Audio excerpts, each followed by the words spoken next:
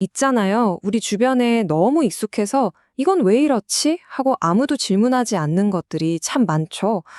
오늘은 그중 하나인 개에 얽힌 아주 흥미로운 비밀, 그리고 그 비밀을 파헤치려 했던 옛 학자들의 이야기를 따라가 보려고 합니다.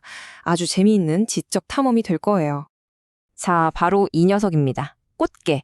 여러분, 이 개를 왜 꽃게라고 부르는지 혹시 생각해 보셨어요? 아마 등껍질 무늬가 꽃처럼 예뻐서? 아니면 맛이 꽃 같아서? 대부분 이렇게 생각하실 거예요. 그런데요, 만약 그게 다 오해였다면 어떨까요? 진짜 놀랍게도요, 꽃게는 꽃하고는 정말 아무런 상관이 없었습니다. 원래 이름은요, 곧게였어요, 곧게. 양쪽에 뾰족 튀어나온 가시가 있잖아요. 그게 꼭 곶, 그러니까 꼬챙이 같다고 해서 붙은 이름이었던 거죠. 말 그대로 꼬챙이 개였던 겁니다. 아니, 그냥 그 이름 하나에 이렇게 깊은 뜻이 숨어 있었다니 정말 신기하지 않나요? 이런 이름 속에 숨은 비밀을 파헤치던 사람들이 있었거든요. 바로 19세기 조선의 이름 탐정들입니다. 이분들한테는요, 사물의 이름을 바로잡는 게 그냥 취미가 아니라 정말 중대한 임무였어요. 왜 그렇게까지 중요하게 생각했을까요? 그 배경에는 바로 공자의 정명사상이라는 게 있었습니다. 이름이 사물의 본질을 딱 정확하게 담고 있어야 세상 모든 일이 제대로 돌아간다? 이런 철학이었죠. 그러니까 이름이라는 게 그냥 부르는 말이 아니라 모든 걸 시작하는 첫 단추라고 본 거예요.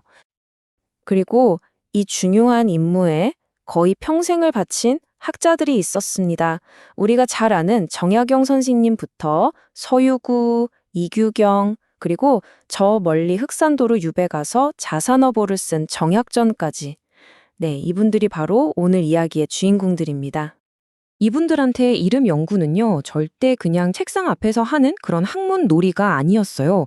이게 바로 이용후생, 그러니까 백성들의 삶을 진짜로 실질적으로 더 낫게 만드는 첫걸음이라고 생각했던 거죠. 서유고가 이런 말까지 했어요. 아니, 나무 이름도 제대로 모르는데 어떻게 그 쓰임새를 연구하겠냐고 한탄했거든요. 정확한 이름이야말로 가장 기본적이면서도 가장 중요한 실용 지식이었던 겁니다. 자, 그렇다면 이 이름 탐정들이 발견한 건 과연 무엇이었을까요? 저는 이걸 단어 생태학이라고 부르고 싶어요. 옛날 이름들은요, 그냥 이름이 아니에요. 자연을 들여다보는 창이었고, 그 이름 자체가 하나의 완벽한 생태 보고서였거든요. 자, 첫 번째 예시부터 한번 볼까요? 민물고기의 제왕, 바로 가물치입니다. 가물치도 이름이 여러 개였어요. 일단 현어. 이건 시커먼 몸 색깔을 보고 검을 현자를 써서 그대로 부른 거죠. 아주 직관적이에요. 그런데 진짜 놀라운 건 바로 예어라는 이름입니다. 몸에 점이 7개가 있는데 이게 북두칠성하고 닮았고, 밤이 되면 수면 위로 머리를 쏙 내미는 게 꼭 별을 향해서 예의를 갖추는 것 같다고 본 거예요. 그래서 예의 예자를 붙인 겁니다. 와, 진짜 이름 하나에 천문학이랑 생태학이 다 들어있는 거잖아요. 자, 다음 타자는 지금은 좀 보기 힘들어진 드렁허리입니다. 옛날 책을 보면 드렁허리를 농요어라고 불렀어요. 한자를 그대로 풀어보면 논두렁 허리 물고기라는 뜻이거든요. 이게 왜 이런 이름이 붙었냐면 얘가 논두렁에 구멍을 뻥 뚫어서 무너뜨리니까 이름 자체가 이 물고기는 농사에 피해를 주니 조심하세요 하는 경고문이었다는 셈이죠. 정말 실용적이지 않나요?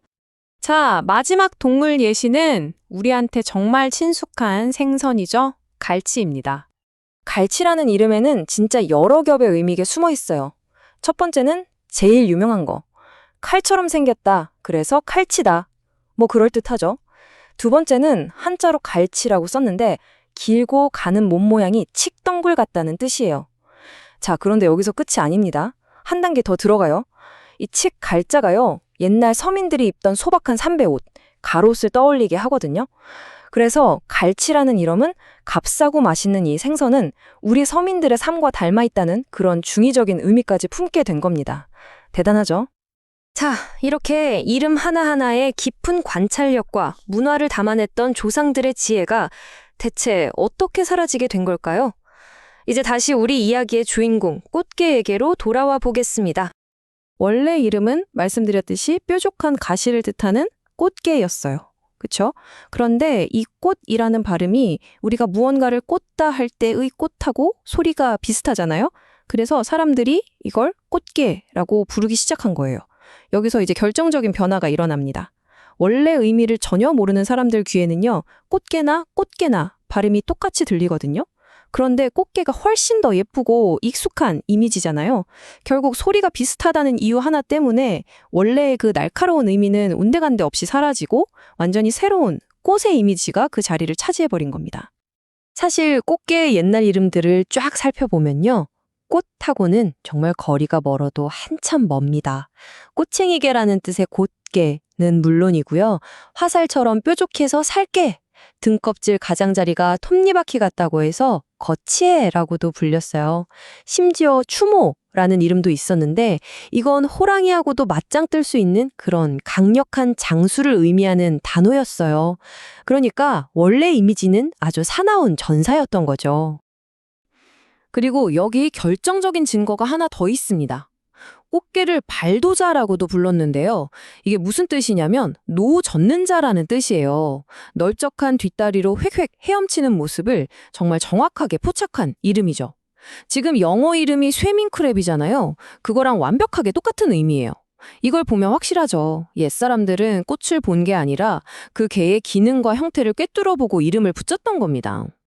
자, 그렇다면 이 오래된 이름 이야기가 정보가 홍수처럼 쏟아지는 바로 오늘날 이 AI 시대에 우리에게 던지는 메시지는 과연 뭘까요? 우리는 지금 정말 정보 과잉의 시대에 살고 있습니다.